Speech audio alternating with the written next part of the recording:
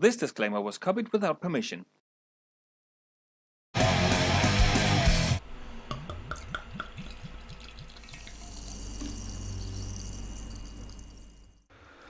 Cheers, Quaffscottles, Wigger Sippers and all other good people out there.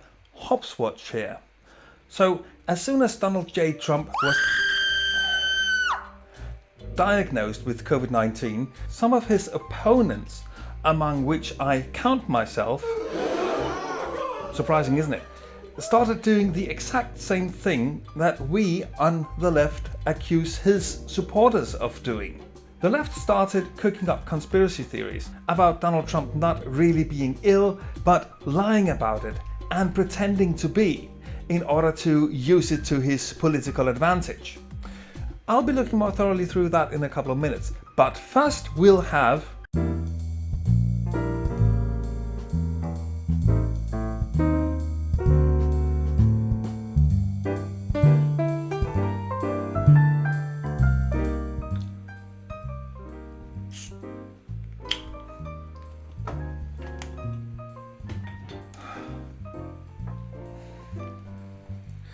not going too deep into this one. It's another beer from the bankrupt brewery Broaden Build. This time it's a sour, and those who follow me on Twitter will have seen me having another sour from Broaden Build the other day. That was an exquisite experience, if you like, sour beers that is. This one is with cherries. The last beer reviewed on my channel was with cherries as well. That was a cherry saison, with which I actually wasn't too satisfied. It's going to be interesting what this one can do for us. I mean, it's an actual sour, and it has cherries in it. And I absolutely adore sours, and I absolutely adore cherries. So, can I even lose this one? Ooh. Well, this actually stings in my nose.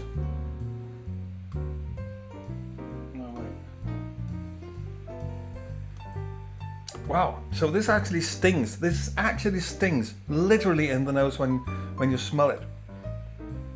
And you can feel the cherries, those would be sour cherries, and also it's sour all around. It's kind of a vinegar sourness, I'd say. The smell of sauerkraut, and the interesting thing is that things that I don't usually think of as pleasant, such as sauerkraut, I can't stand sauerkraut, but encountering its smell in beer is actually promising to me. A lot of things that smell of things that I don't like, and even taste of things that I don't like. Another example would be Brussels sprouts, but if I encounter the same aroma in beer, I usually find it pleasant. Wow, it actually hurts sniffing this beer too thoroughly. I'll have a sip at it now and see what it can do for me.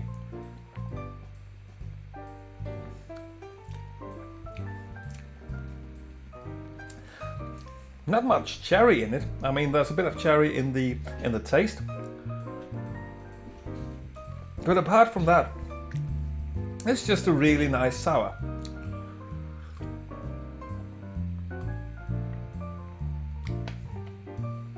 Oh, it's got stingy sourness. It's got good richness to it, which you can sometimes miss a bit in sours. It's just a sour fluid. It just runs across your tongue and across the palate. This is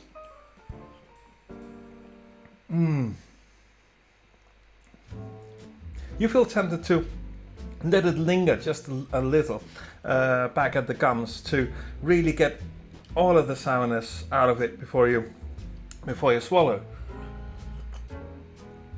And you can feel it burning slightly when it runs down as well. This is absolutely brilliant, all-in sourness,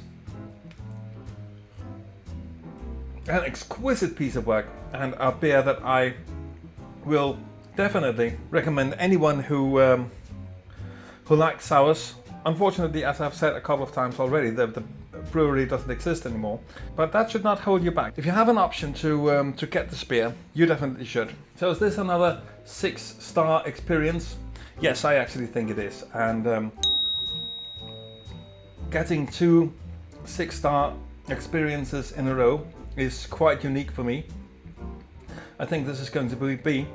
What distinguishes this beer from other sours that I've tried is definitely that this has a bit more richness to it. This actually has some richness to it that wants you to just keep it in your mouth just a tad before letting it go down.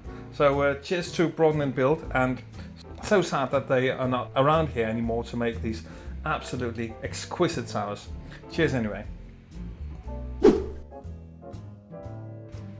So back to the elephant in the room. Does Donald Trump actually have COVID?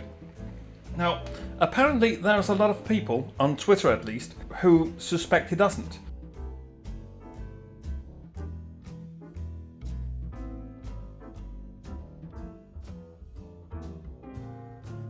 Including some rather famous people, and that's the new lead singer of the band Queen. I didn't know before I looked him up. I haven't really listened to Queen ever since Freddie Mercury died.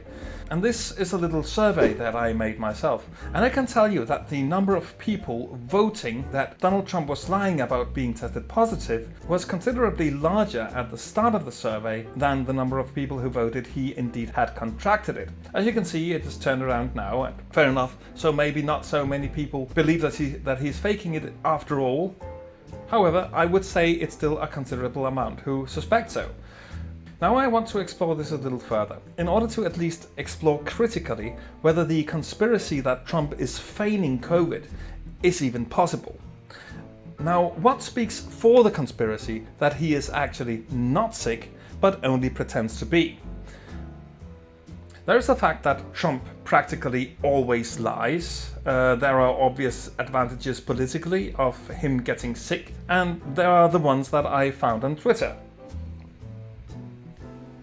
There's one about patriotic support, the sympathy that you simply get from getting COVID.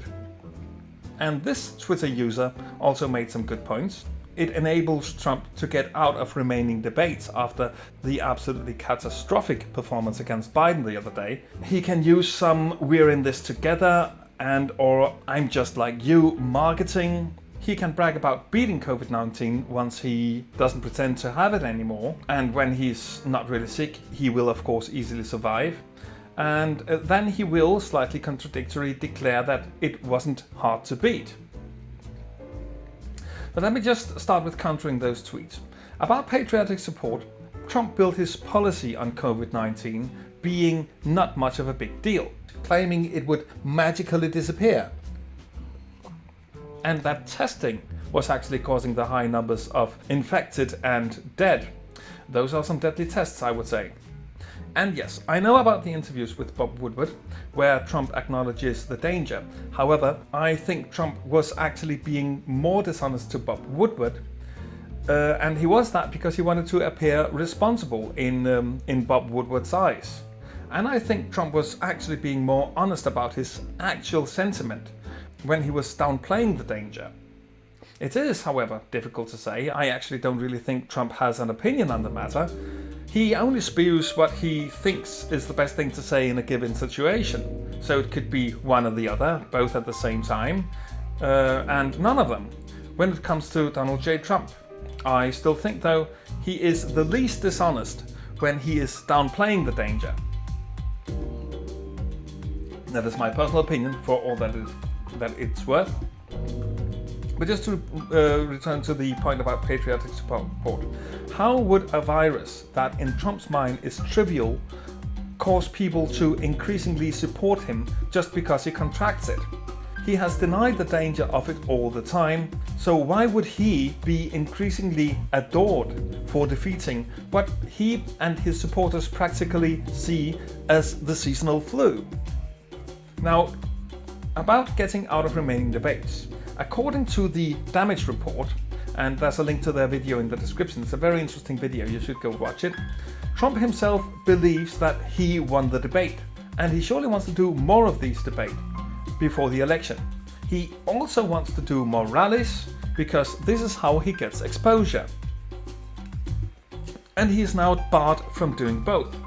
And I have a hard time believing that he would see 2 weeks of quarantine as an advantage over continuing debates and rallies.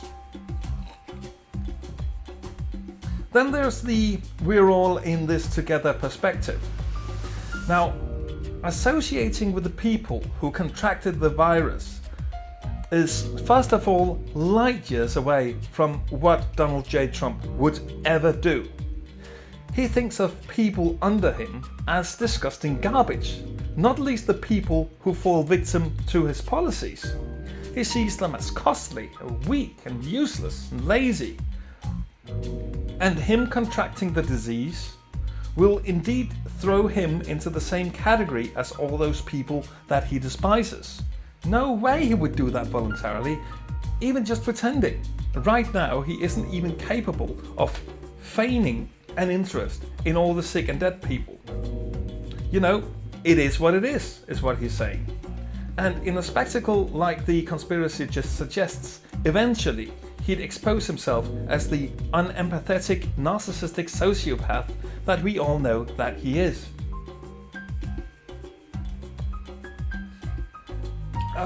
Oh, this is wonderful. Then there was bragging about beating the virus and declaring that it's not hard to beat. To pull that one off, he would need to plan how to isolate and play ill for at least 2 weeks. He can't do that.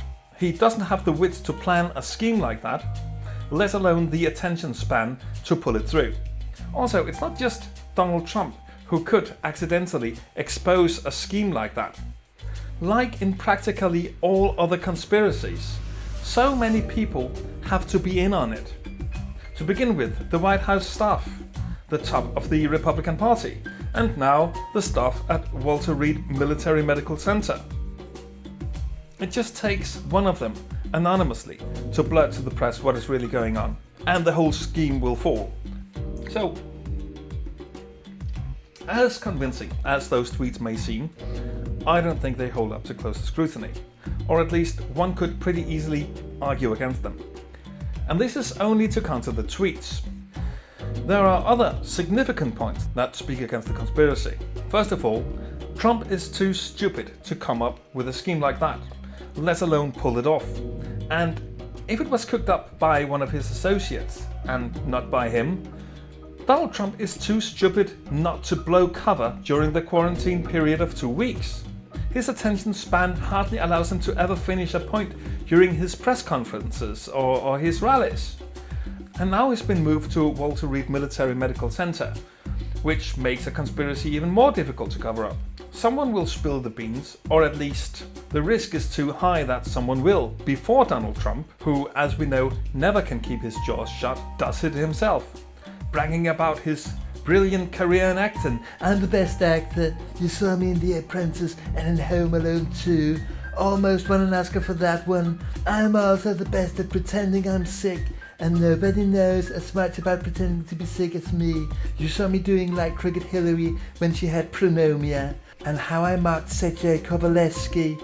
Nobody mocks disabled and ill people as well as I do. That's why I'm pulling this one off as brilliant as I am.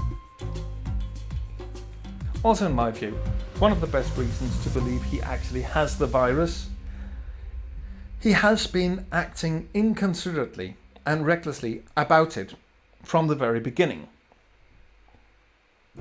As if he doesn't care if he gets it or not, or even as if he really believes that it is a hoax. It is no wonder that he ended up contracting it. Actually, I think it's slightly unbelievable that it took him so long to finally catch it, given his gross indifference towards it. That is also the reason why I believe he was actually more dishonest in those interviews with Bob Woodward than all the times he has been playing down the severity of the virus. The whole operation of such a scheme would simply be too risky. He'd blow the cover, people would find out he wasn't ill at all, and while his sycophants and cult members would see it as another unfathomable, intelligent, four-dimensional chess move, most voters will see right through it, or rather see the fraud for what it is, and decide not to vote for him. And others here in the end just quickly apply Occam's razor. So which of these needs more assumptions? Donald Trump either tested for COVID-19 and the result was positive. He is now transferred to Walter Reed either preemptively or because his condition is actually worsening. He has entered quarantine as this is the standard measure to combat the disease. Or Donald Trump is playing some kind of four-dimensional chess by feigning infection with COVID-19. The whole of the White House and Walter Reed staff are in on the conspiracy. The estimated more than 100 people all working together to create the most convincing illusion of a sick president so that he can use it for a type of propaganda afterwards that even for him would be more than just slightly out of character. So in conclusion, I really think he actually caught it. And in my humble opinion, claiming otherwise makes the left look as stupid as the people on the right who cook up Trump-related conspiracies all the time. Cough. QAnon. Cough. And no, I do not consider that comparison to be hyperbole. We are all in the same range of lending Trump and his staff supernatural abilities to arrange and orchestrate reality in bizarre and grotesque, if not straight up impossible schemes. And no one can do that. Least of all Trump and least of all his staff. And yes, I know he lies about practically anything. So why not this? Because it makes much more sense, in this case, simply to accept that this once he is telling the truth. It really is that simple. And that will be all for this time. Like, comment, subscribe, ring the bell and share the video if you like content like this. Consider supporting me on Patreon if you dig the combination of social and secular activism combined with quality beer advocacy. Always remember to drink responsibly, and until next time, cheers!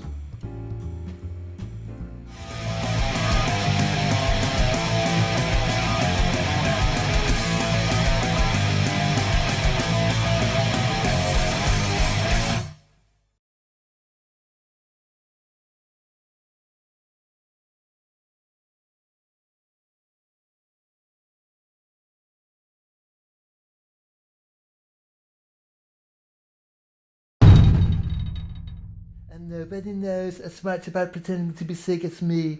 You saw me doing like Crooked Hillary when she had You saw me doing like Crooked Hillary when she had pronomia. You saw me doing like Crooked Hillary when she had pronomia, and how I mocked Sejci Kowalski.